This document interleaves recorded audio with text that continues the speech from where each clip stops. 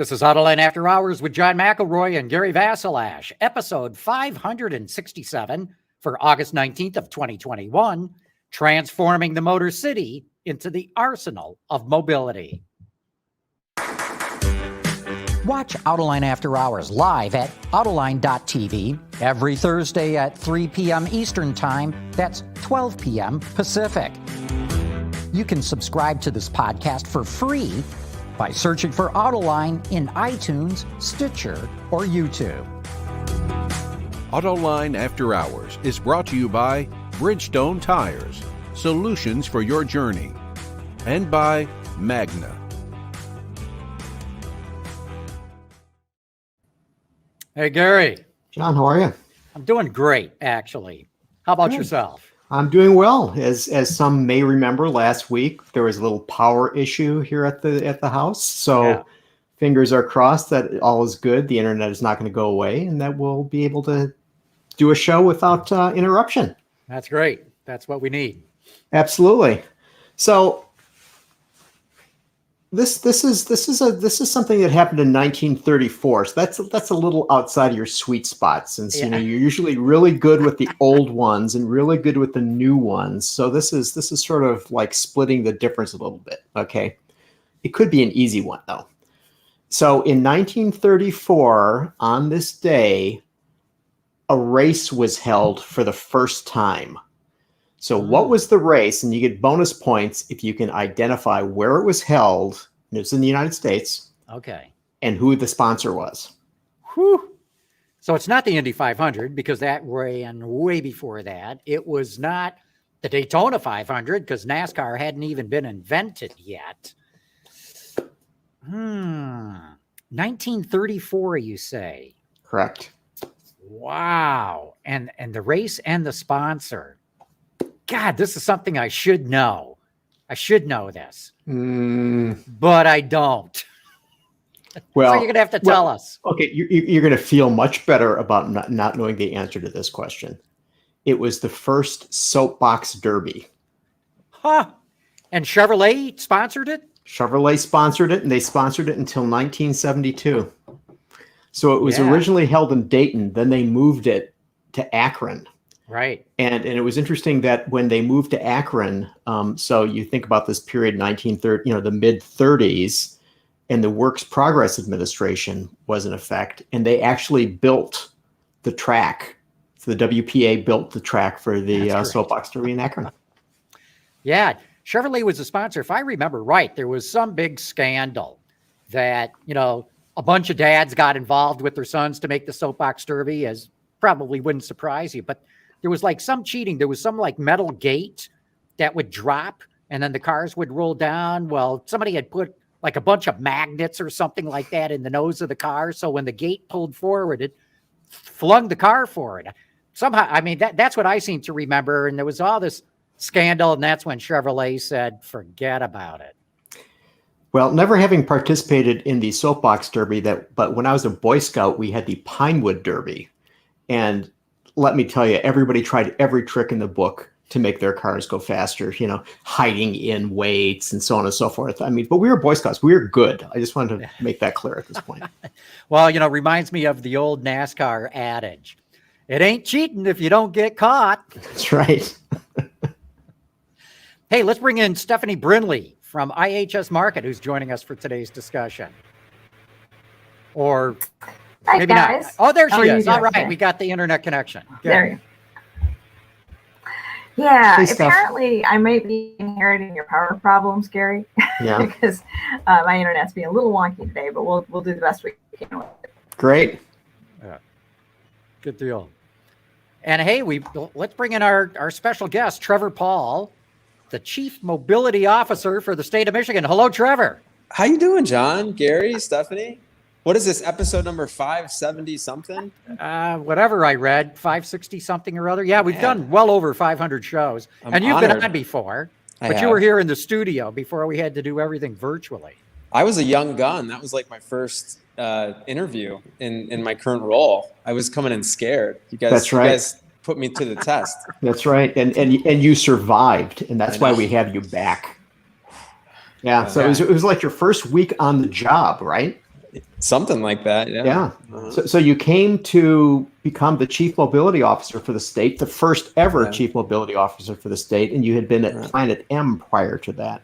Yep. Yeah, that's correct. So under the Snyder administration, we had Planet M, which was our mobility programming focused on connecting industries, startups. The office takes it to another level, the new Office of Future Mobility and Electrification. We're also focused on workforce, policy, the grid, infrastructure, kind of being the air traffic controller, the traffic cop within state government to make sure everyone's collaborating and we have a unified vision for what the future of mobility looks like. Trevor, Michigan, the Motor City. I mentioned Motor City in the title because I think more people would relate to that than saying the state of Michigan. But, we're at a crossroads here, and it's not just the state of Michigan. It's not just the Motor City. It's any part of the traditional auto industry. We're seeing the biggest transformation in the history of the industry, in my opinion. And so I'm curious, how do you see it? Because there's a lot riding on this for the entire traditional automotive Midwest as this transition to electrification, autonomy, connectivity, and the like happens. How we doing? Where do we stand right now? Yeah, it's an exciting time. I will say that profit pools are shifting who the winners and losers are. Seeing tier ones move back and become tier twos become tier ones, century-old OEMs being challenged by startups. But despite all that disruption, Michigan has actually seen the most investment in North America within the automotive industry over the last 10 years, and that's equated to 90,000 jobs. So what that tells me is that, as the industry becomes more disrupted and, the workforce wonders what's next and transitions, people prefer to be in Michigan, prefer to have the stability of our supply chain, to be near to the end customer, to have our university talent. So I think in these times of change, where industries are converging, autonomous, connected, shared, electric, they're all linked together. So Trevor, let me ask you this. So it seems to me that there are two things that are going on here in this space. On the one hand, there's the state, which is supporting initiatives that are being taken on by municipalities and commercial ventures in order to advance mobility in the state. On the other hand, as you say, there are investments being made by OEMs and tier one suppliers and suppliers that are new to the whole space in terms of transportation. So my question is, what effects are each of these groups having on advancing mobility as we know it? Yeah. Apologies, my last answer was cut short. My wife called, Jessica called, who you both know, and I don't know if that interrupted the communication lines. So she'll hear about that later. Yeah. So I think the truth is, we're seeing, Ford, GM, Stellantis invest in aerial mobility. You're seeing the work that BrightDrop is doing in GM. Just yesterday we announced a multimodal partnership with Ontario. Which is going to, involve, smart infrastructure, but ultimately, I think the goal is to make the entire process of crossing the border from your smartphone app in the future, if that's something that we use, to various security. So it's all coming together again through the four different transitional technologies: autonomous, connected, shared, and electric. We just announced 2 weeks ago the future of parking. And parking impacts so much more than just passenger vehicles and, the vehicles that you and I own. I mean, one of the first partners that we have is Enterprise Rent-A-Car. So the rental car industry is getting impacted through this. And the truth is, your car only moves 5% of the time. So what about the other 95% of the time? And so the strategy that we've taken in Michigan is very much look for the areas in mobility right now that have gaps in coverage where there's not a region that's owning it, and try to own it. That's what we should be doing. That's what happened 120 years ago when we were talking about the future of the road and lane markings were invented here and the 3-color traffic signal. And so by starting this future of parking lab, Detroit Smart Parking Lab in Detroit, we're trying to have those innovations spin out and not only impact your Ford or my GM or whoever, but ambulances, the charging infrastructure that we use, whether it's wireless or not. and even how that connects to the shopping experience, how that connects to public safety and cybersecurity. It all is coming together. Stephanie. An interesting question. New office, a new office with new challenges, and you've been in it for a little while now. But what have you learned, sort of coming in, how you thought you would organize things, and how you've had to change and adapt? You've got to be learning on the fly. But what kind of changes have you found in terms of how you're getting partners together, who you're talking to, which areas are you finding something that is more important or less important? What kind of changes are you seeing in that? Yeah, that's a really good question. So I think when we started this office, we needed to understand what was already going on, because I think there's something like 17 various departments in state government, and doing the work, 135 teams within those 17 departments were doing something in mobility and electrification. So to the extent that we can understand what was going on and then try to pull efforts together that might have been redundant or could really benefit from good collaboration, that's what we've tried to do over the first part of this office's history. The other thing that we noticed was very early on was that we couldn't just operate in the world of infrastructure without looking at the Michigan Public Service Commission and the utilities and what was happening with climate change and environmental solutions. Very rarely do we move forward on anything nowadays without working with those energy-based teams. And so, I mean, it's not, you think mobility and you think, I immediately go to driverless vehicles in my head. I immediately go to micro mobility. I see scooters every day. But the truth is that I think 3 or 4 years from now, we're going to be in a situation when you hear mobility, you're going to hear charging, or in your head, the first thing's charging. First thing you're going to hear is climate change solution. And it's so interesting, like how a few years ago, we thought we had sort of the next 10 years solved. And I would say these last couple of years have played out entirely different. And just in the last year since we've started this office, we've had to adjust pretty dramatically. I would say the two biggest things that, obviously the electrification boom that we've seen, that I don't think in last July, that was something, I mean, it was a priority, but it wasn't hitting us in the face like it is today. But then also freight, commercial corridors, things of that nature. I mean, that was something that as soon as I took office began to heat up in a big way. Trevor, talk about a term that I just heard for the first time this morning, the moonshot. Yeah. What's that all about? The moonshot. Yeah. You shoot for the moon, John. Yeah. But I heard there's a specific program in the state of Michigan that's called the Moonshot that's got to do with Detroit to Ann Arbor autonomous corridor.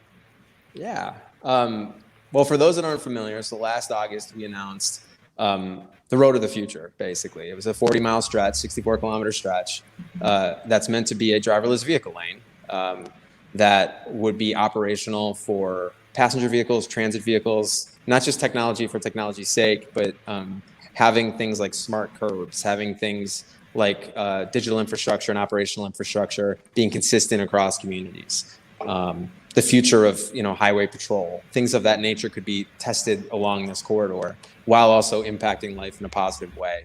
But going back to your concept of a moonshot, there's a lot of things that we're starting right now that we know is good for future-proofing this economy. We know that it may last longer than 4 years or 8 years. It may last longer than 3 governors. But if we don't get the next 8 years right, 10 years right, it could impact the next 40.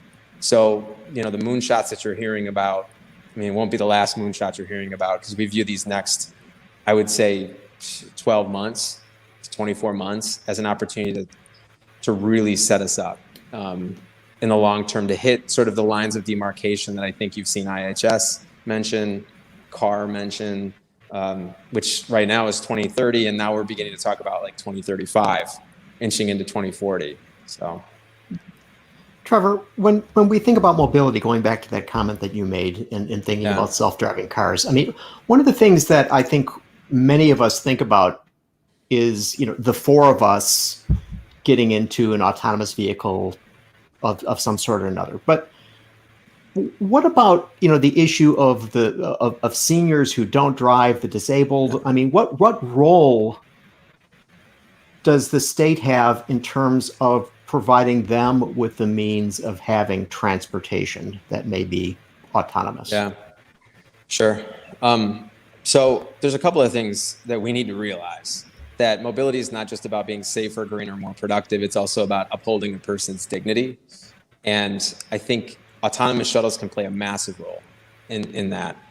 You think about, you think about like the Navia shuttle that we launched in Brush Park to help seniors get to and from their doctor's appointments. You think about some of the things that we're able to do by leveraging fleets in the central UP to get senior citizens to and from grocery stores and various places they need to go. I don't think it's just an urban solution. I also think it's a rural solution.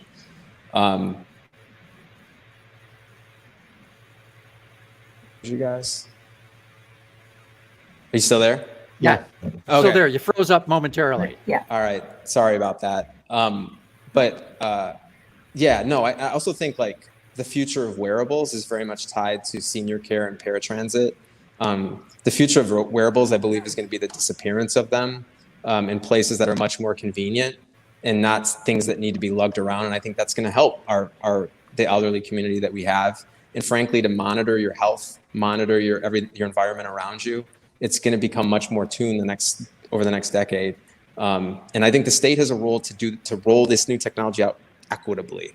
Like there's going to be stuff that's rolled out that's going to have a financial return. Private sector will take care of that. But how can we roll out something in Detroit that can make its way to Flint or Battle Creek or Traverse City as quickly as possible? Steph. Hey, we've got a comment that was here from. Interesting too. You mentioned.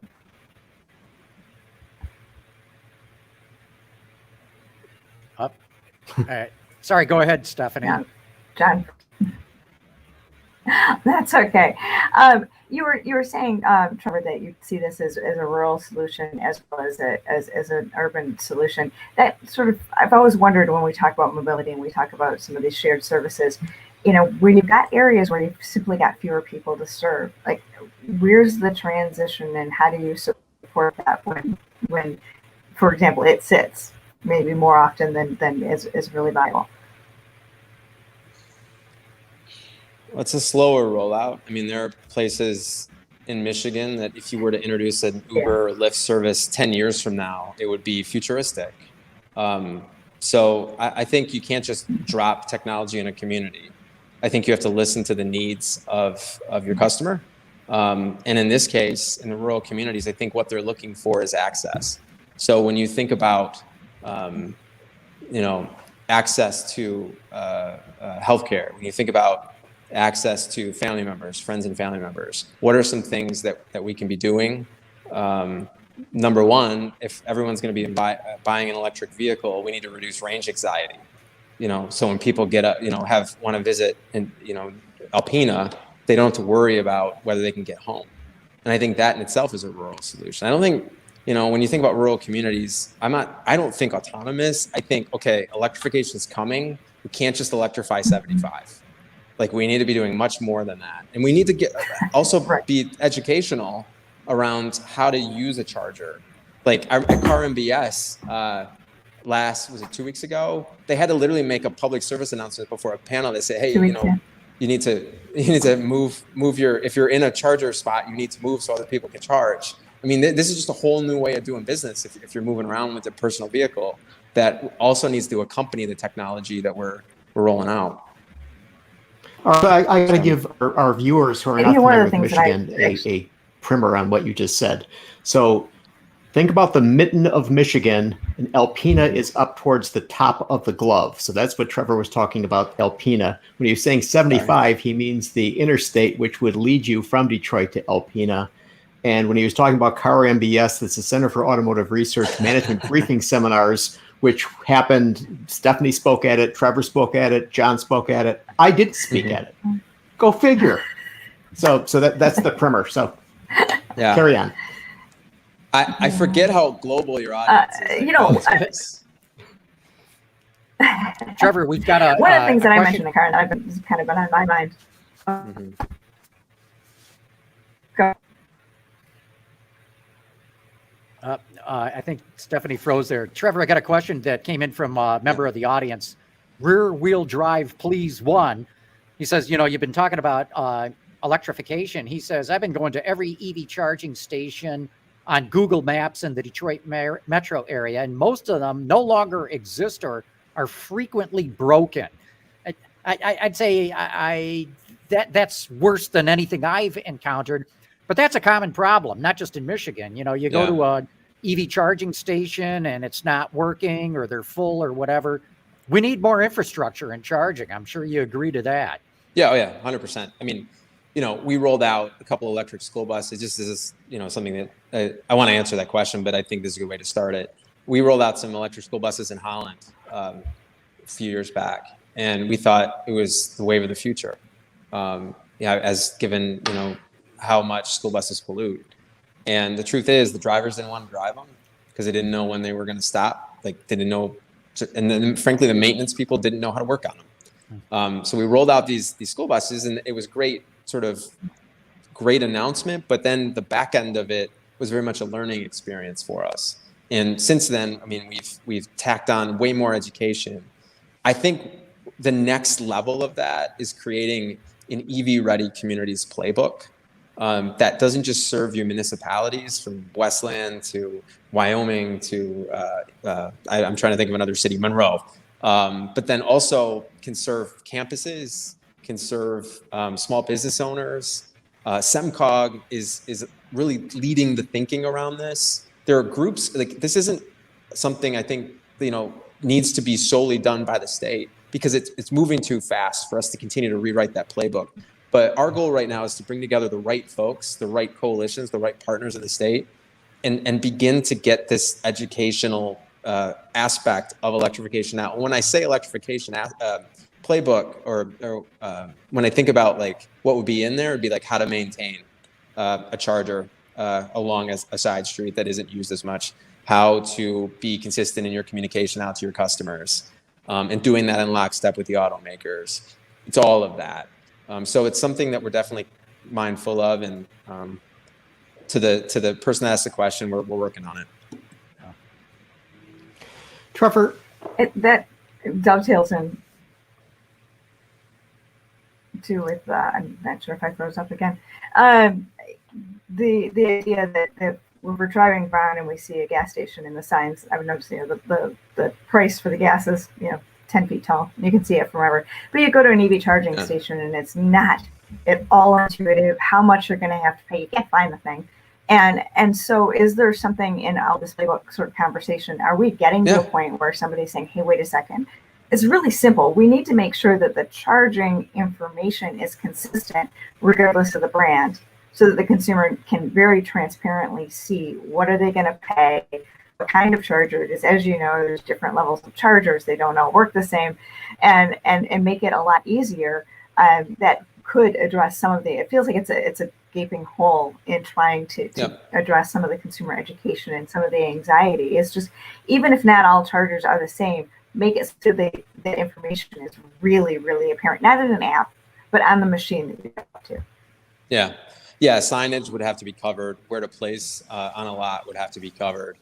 I think making sure that like you're on the appropriate charger aggregator apps that a lot of us get, making sure that there's some standards. So one of the things that is very important to us is working with other states. We don't want to just go in a dark, smoky room and figure this stuff out, regardless if it's just communities and our automakers. I mean, we have it all here, but we need to be working with Ohio, Illinois, Wisconsin, Kentucky, Midwest states, I think, first to create some continuity, some best practices, some co-investment for the, just driving from Detroit to Chicago or Detroit to Minneapolis. But then, we're already seeing this in the West. So, you can drive to Boise and to Albuquerque. That stretch of road is a very consistent experience for where you can charge and what it feels like. We need to create that in the Midwest. Good news is that beyond what we're talking about with other states, and hopefully we'll have something good to announce soon. We're also working with the utilities who announced it, I think it was last year, 6 utilities in the Midwest are working on a regional network that is essentially doing the same thing, creating co-investment, creating best practices for utilities and measuring EV loads on the grid. So it's a dual effort at this point with those who own the grid, manage the grid, transition companies to utilities, and what the state is doing. So that's a big piece of it, the multi-state partnership, state to utility partnership. We're aware of that and we're working hard on it. Trevor, speaking of other states, we got a question from a viewer, Grid Connections. And he says, what are the headwinds to adoption and EV infrastructure that you're seeing in Michigan compared to other areas? Steph, can I ask a question? Sure. Can I turn it to Stephanie, the box on my right? I don't know. You might be the box on your right. I don't know. But I'd be curious to see what IHS. I know you guys do a lot of state benchmarking, and I'd be curious to see like sort of your thoughts on that before I take a crack at it. And you're gonna throw it back to me. I'm gonna throw it back to you. We do have a lot of that. That's not necessarily. I'm not as deep into our state-to-state benchmarking, but we do have quite a lot of that. At the moment, I think it's fairly consistent. California has a lot more chargers and stuff, but I think that we're still in the same boat in a lot of states. Yeah. So with Michigan, I mean, right now we're a top. Oh no, I think you are the expert in all things automotive, mobility, transportation. So I will not. That's a good answer to me. But what I will tell you is Michigan's a top 25 state, but we are nowhere near what some of the East Coast and West Coast states are doing. I think we have good utility programs, both DTE and consumers.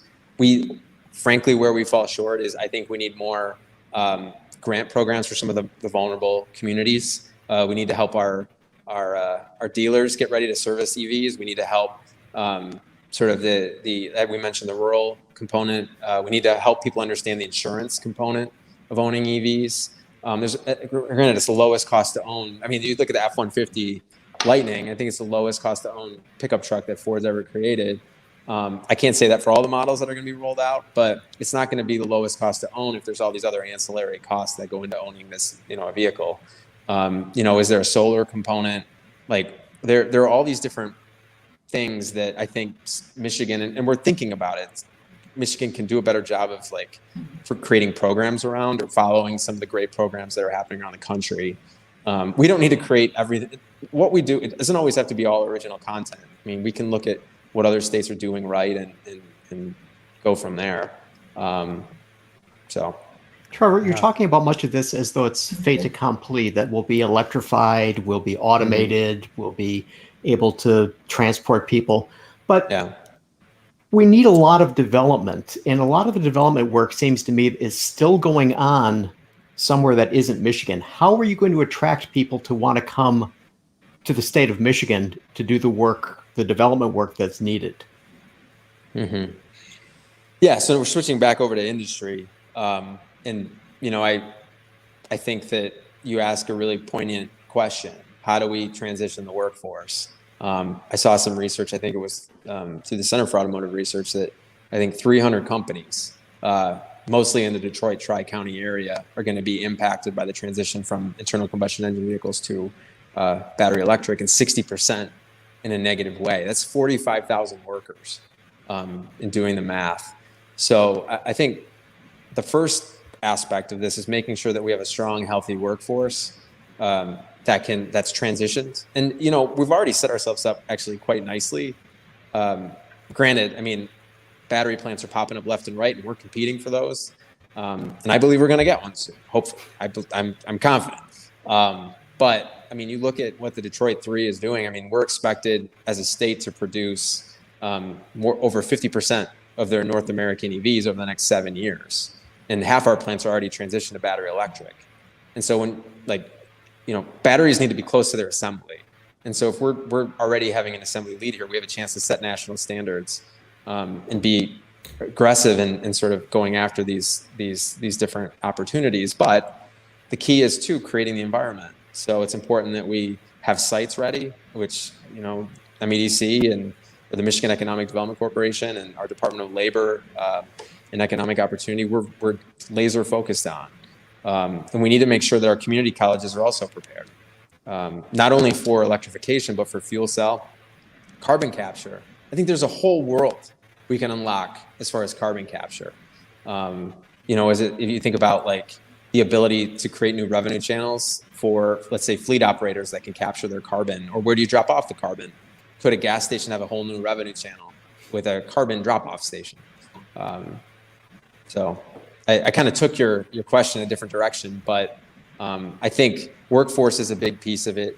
I also think ensuring that we dig a moat around Michigan, meaning like, okay, if suppliers are going to be, expanding, thinking about where they're going to put their new centers of excellence for battery electric, it's not enough just to have their headquarters. We need to do our damnedest to make sure that any sort of new battery electric work, components, housings, that stuff's done here, and the R&D for it's done here.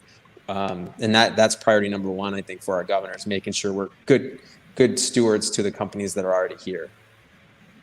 Well, that's great to hear, Trevor. I mean, the work that you're doing is critically important for the state of Michigan.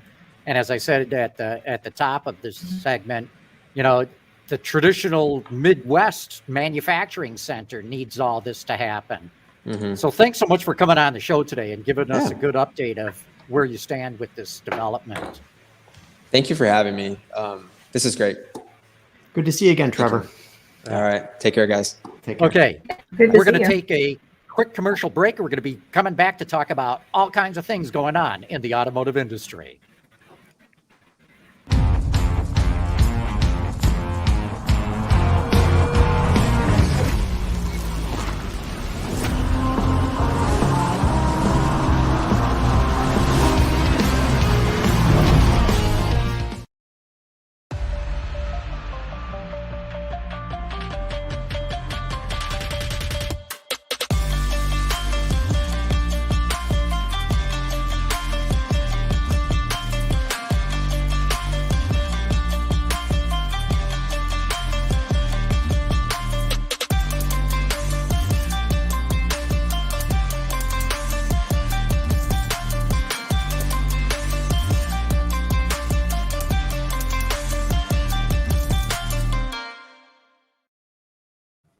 All right, we're back. We're going to be talking all things automotive. Hey, before we get into some of your questions, though, Gary, we got more comments and questions from viewers when we were talking. So Whip Good and Rear Wheel Drive, please.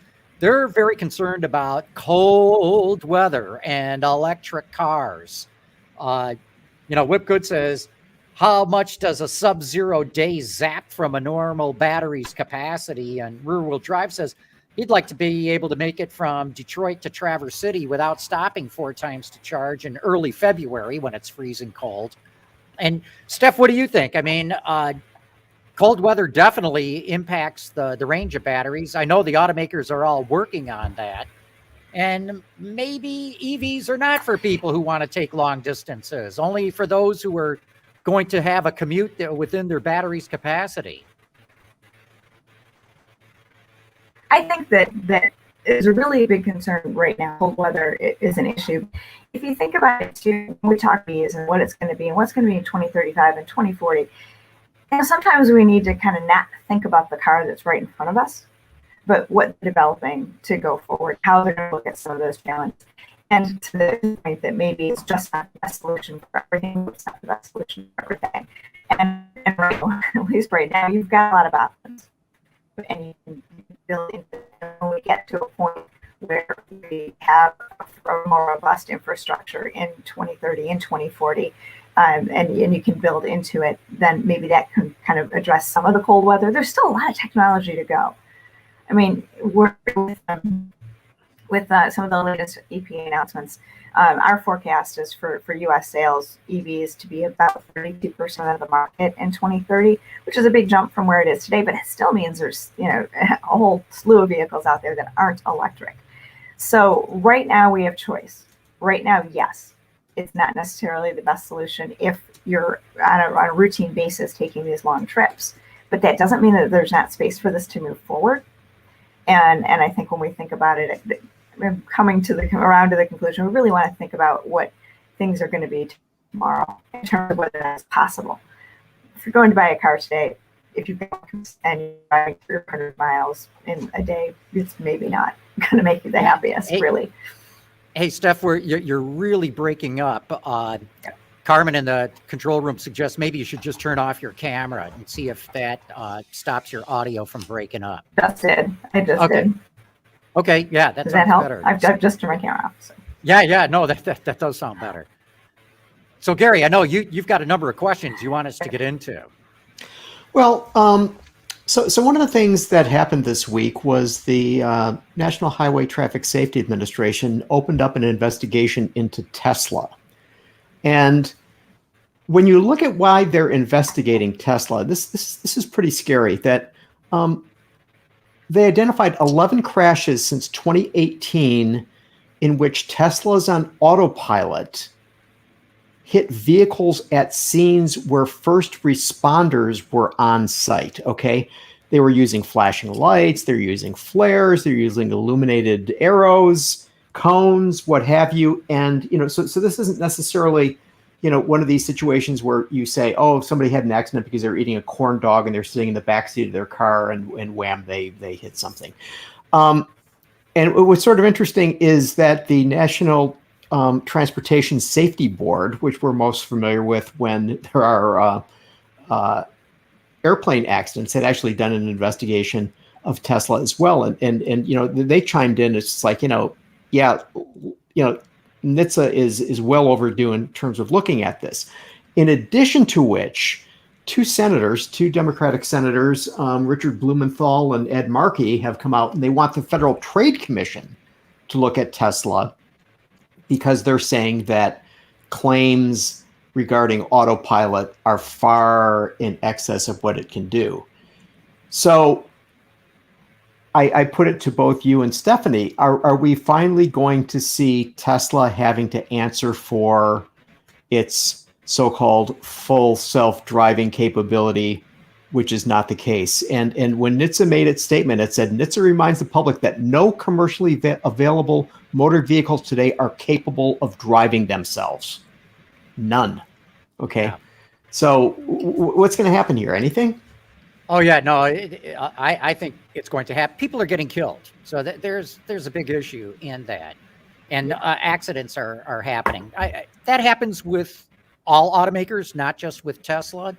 But I think it's starting to come home to roost, calling something full self-driving, and Elon having talked in the past of you being able to go from San Francisco to Seattle and never have to touch the steering wheel. All this is starting to catch up with them. Tesla's done a really impressive job. They call it full self-driving. If they had just called it something like super duper level 2, there probably wouldn't have been a problem in this. And everybody would say, my gosh, that's the best level 2 system out there. But when you say it's full self-driving, when you allude to the fact that it's autonomous, when you say that you're going to have robo-taxis on the road, remember, they were supposed to be on the road last year. Still hasn't happened. I can see where a lot of people are starting to say, look, your technology doesn't work. People are getting killed. You're making all these claims as a company that you're not delivering on. Maybe you're not even going to be able to deliver, but your stock price has gone through the roof because of these promises. And my prediction is you're going to see Elon Musk becoming very careful in how he chooses his words going forward. What do you think, Steph? I think I agree with you. I think that they're having and they walked into it in a lot of ways. And it's interesting with the NHTSA investigation as well is NHTSA, it's not as easy for them to just say, we're going to investigate whether this works in all such scenarios or not. I think that they had to find like the right accident scenario and have the right situation to be able, because they're investigating very specifically, not just generally does it work or does it not work, or when does it work or when is it good. It's a very specific scenario, and I feel like that is part of their investigative process.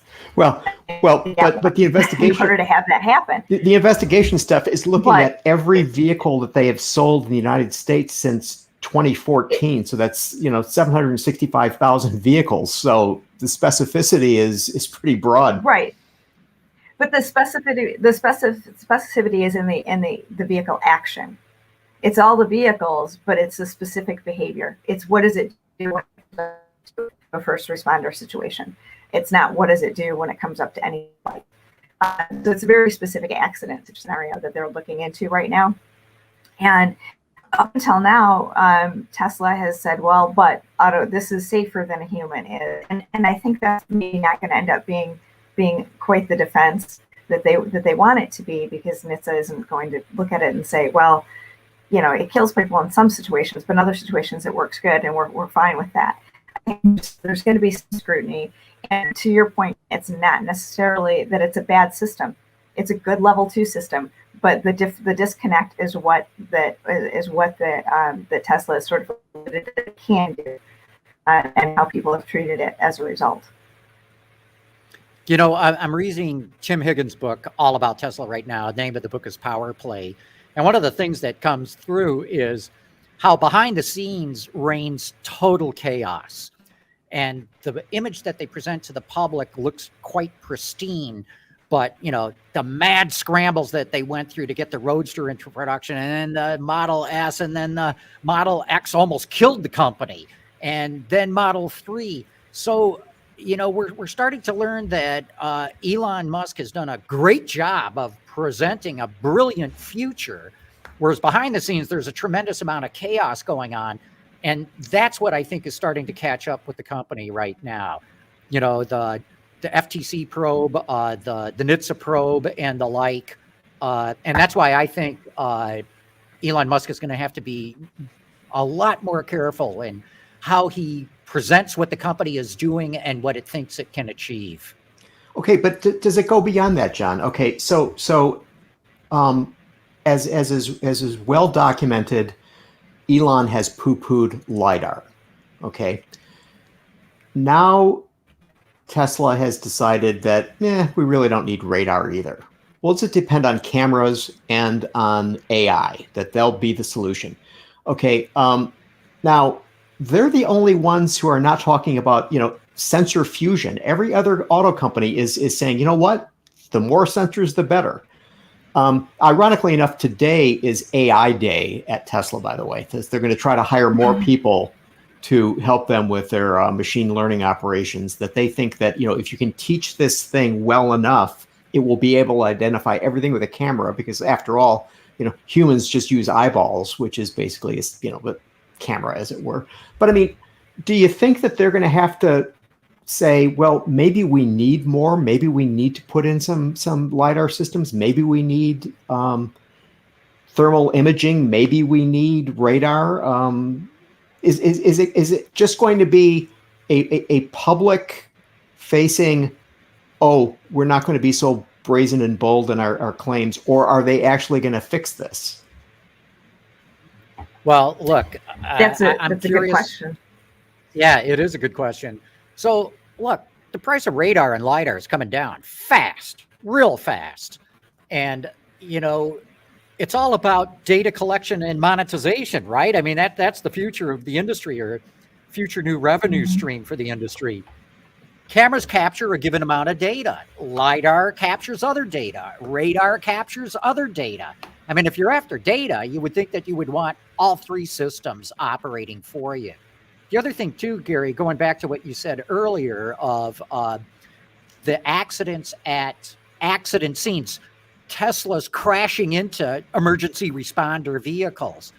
You know, there's something about all those flashing lights. In fact, we did a piece in Autoline Daily this week from a company called Sound Off Signal that has come up with a way of mitigating all this confusion when you come up to an accident scene and there's an ambulance or a cop car or a fire engine and all their flashers are going on. And like you said too, maybe there's flares. It's chaos from a visual standpoint. And guess what? It's not just Teslas. Regular everyday drivers plow into these first responders. And the guys from Sound Off Signal said it's like moths going to a flame. Somehow they're just drawn into it. So this company has come up with a way of synchronizing the flashers between all these different vehicles so that they go into a constant pulse So you still see all the Ah. flashers going on, but it greatly reduces what they call the cognitive dissonance of what your eyeballs are trying to interpret of what's going on. But that's a long about way of saying, yeah, Tesla probably needs, at least at this snapshot in time, more than just cameras. They may get there in the future with artificial intelligence where they don't need it. But right now they've got the feds breathing down their neck because of these accidents. So speaking of technology, go ahead, Steph. It's, so the question of whether or not they expand and bring on more sensors, part of it comes down to technology evolution and that side of things. This is for them to say, as a company, look, this is the way we wanted to go. You know what? It didn't work out so well, so we're going to evolve and go this way. The question, I think, in some regards is will the current management be willing to take that kind of a statement, or is it, how is this going to evolve? But even if Tesla goes under all this scrutiny and whatever ends up happening out of these investigations, it's important to remember that the company can find a way to adjust and adapt and still survive. We've seen lots of companies go through massive investigations, have massive fines, have serious problems going on, and been able to ultimately recover. And this has been kind of, as we've watched Tesla, for years, I thought, they just haven't had this happen to them yet. At this point, they were young enough and fresh enough that they hadn't gone through an unintended acceleration. They hadn't gone through an ignition switch issue. And this may not raise that level. We'll see where it goes. But sometimes companies almost kind of have to go through a growing pain of this sort of ilk to recognize really how serious it is. Absolutely. Hey, Steph, I hate to say it, I'm getting a message from the control room. You're really breaking up here. I'm afraid we're going to have to ask you to hang up because we're missing half of what you're saying. All right, I'll call back. Okay. Real good. I'll try and call back. Sorry about that. All right, John. So moving on to your data monetization. So I thought it was interesting. Now, this isn't directly applicable, but it sort of is. That T-Mobile had this huge hack of its system this week, and that 48 million people were involved, and they got names, social security numbers, and driver's license numbers, right, from T-Mobile. Now, we're seeing an increased dependence or an increased interdependence of OEMs and providers of services, whether it's a T-Mobile or an AT&T or a Verizon or what have you. Doesn't this indicate that perhaps this is somewhat of a Pandora's box, that it isn't all, sweetness and light in terms of, the benefits of having connected vehicles, that there's a lot more risk in terms of people's private information being stolen? It's a huge issue, Gary, and it goes well beyond automotive. I don't know how this is going to get resolved or if it can be resolved. I can tell you for a fact the auto industry has got its hair on fire about this. OEMs, suppliers, regulatory agencies, they're all working on it. It might take something like nano computing or something like that in the future to solve the problem. But right now we run a risk on anything that's digitally connected to the internet. I guess that's a redundant statement. If you're connected, you're digital. But I mean, look, the White House has been hacked. The Pentagon has been hacked. There's no stopping a determined hacker. All you can possibly do, so the cyber experts tell me, is try to detect it early and mitigate the damage, i.e., try not let them steal too much. But a determined hacker is going to get through any system, is what they tell me. Yeah, I understand that. I guess I just look at it from the point of view of there's another side to the story that I don't think gets sufficient attention, which is, the vulnerabilities that exist out there. And then what I thought was even striking is earlier this week, I was reading in Politico, of all places. Okay, so here's a political publication, and it's talking about BlackBerry. We all remember the BlackBerry phones, but they transformed into a software outfit, which have developed an operating system called QNX, which has been used in lots and lots and lots of cars and continues to be. And it turns out that in April, Microsoft discovered there was a vulnerability in a variety of systems. And it was from NXP, from Texas Instruments, from ARM, and from BlackBerry. So this was in April. The others basically said, in May, we got this problem, and BlackBerry has been resistant to do this. And it was just, finally this week, they announced, hey, there's a problem. There's something called the Bad-a-lock, which hackers can use to get in. And so, here's a situation where, are companies going too quickly in terms of implementing some of this technology that, they don't necessarily have their arms wrapped around? Yeah. Well, look, it was a shock to hear this problem with BlackBerry, because heretofore, what, again, all the cyber experts have been telling me is QNX was one of the most robust systems that were out there. And in fact, Ford Motor Company was alerted by white hat hackers that it had a vulnerability, and that all of its data could be stolen. Future product plans, technology, employee data, and all that sort of thing. I know Ford's worked a lot with BlackBerry. I don't know if this was a QNX related problem, but that broke this week too. So your question is, are companies moving too fast on it? The choice is don't do anything or plunge ahead and try to, control the situation the best that you can. But we now live in a world where all of your data, anything that you do, whether it's through your phone, whether it's on your bank account, or whatever it is vulnerable to hacking. It's one of the real downsides of the connected world that we live in. So let's talk about a more pleasant subject. Okay. Good. I'm all for pleasant. So this week, the 7th generation Nissan Z was introduced.